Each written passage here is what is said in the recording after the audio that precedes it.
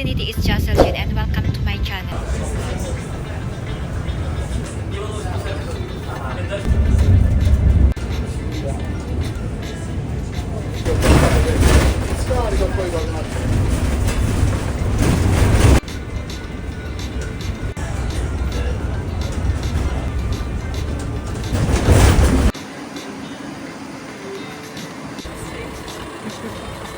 They were here in Brindisi, Italy.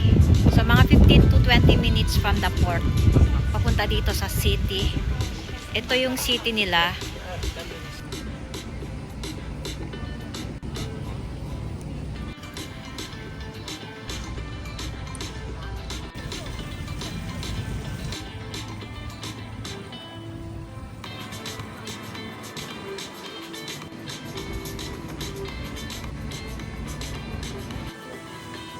Pagbungad mo dito,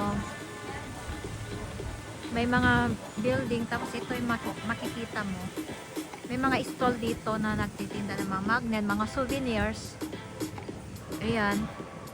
Ito yung pinaka-plaza nila. Costiera. Italian, Guardia Costiera is an Italian Coast Guard. Ito yung office nila. So makikita mo dito yung mga stall, yung mga nagbebenta. Magnets, souvenirs, handbags, or yung mga local products nila. Ayan. So ito yung pinaka-plaza nila dito sa Brindisi. Mga handmade necklace, keychain, bags, mga handmade magnets. So, Brindisi, bili ulit ako ng magnet.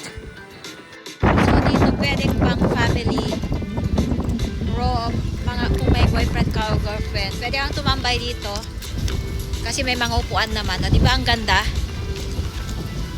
Oh, yan. Ganda ng background ko, no?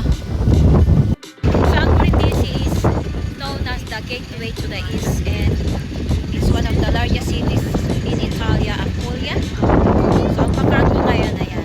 Yan yung bus tour. Pwede kang hop on yung bus tour. Ang Brindisi, located siya sa Adriatic coast ng southern Italy. At ito yung makikita mo, mabubungad mo yung crystal clear water at ang yung magandang view. Ito yung mabubungad.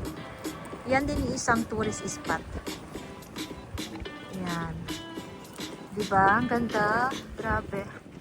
Tara, akyat tayo. Puntahan natin yung museum. Dito tayo. So. Okay, so nandito na tayo sa taas. O, diba? Yay! Ito yung makikita mo yung view. Yan. Zoom pa natin. Ayan. Ganda, diba? Grabe mahangin. Easy. Colon del Porto.